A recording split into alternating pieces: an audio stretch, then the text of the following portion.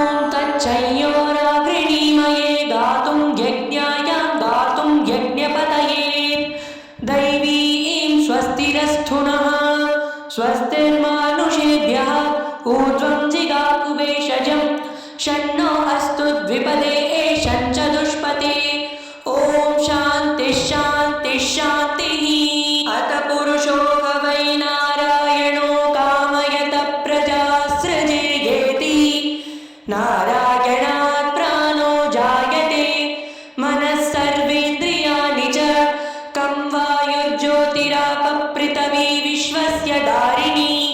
नारायणात् ब्रह्मा जायते नारायणात् रुद्रो जायते नारायणादिन्द्रो जायते नारायणात् प्रजापतयः प्रजायन्ते नारायणात् द्वादशादित्या रुद्रावशवः सर्वाणि च छन्दागुंसि नारायणात् देवसमुत्पद्यन्ते नारायणे प्रवर्तन्ते नारायणे प्रलीयन्ते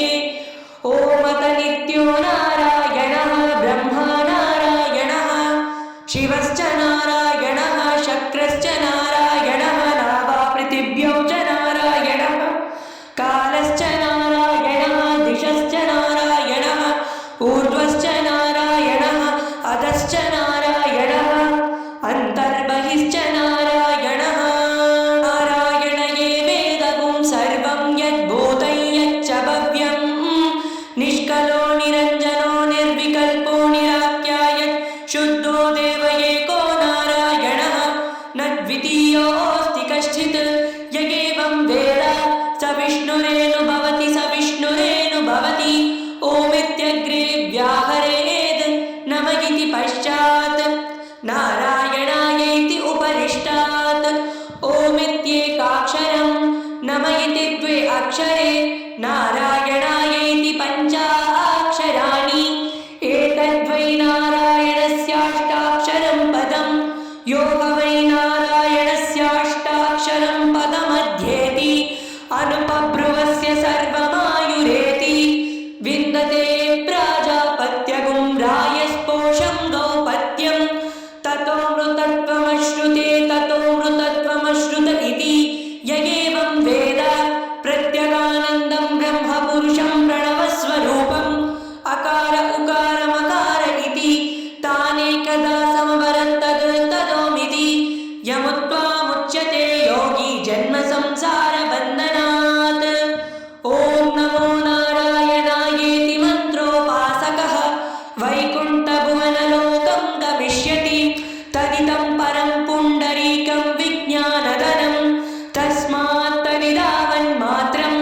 ब्रह्मण्यो देवकी पुत्रो ब्रह्मण्यो मधुसूदनो सर्वभूतस्मैकं नारायणं कारणरूपमकार परब्रह्मो एतदर्वशिरो यो दीने प्रातरदीयानो रात्रिकृतं पापं नाशयति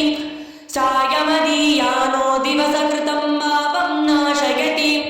माद्यन्दिनमादिविकोगीयानं पञ्चपातकोपपापमुच्यते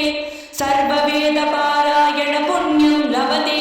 नारायण सायुज्य अवाप्नोति नारायण सायुज्य अवाप्नोति य एवं वेद इत्युपनिषद् चयोरावृणीमये गातुं यज्ञायां गातुं यज्ञपतये दैवीं स्वस्तिरस्तु नः स्वस्तिर्मानुषेभ्यः ऊर्ध्वं जिगातु भेषजं शन्नो अस्तु द्विपदे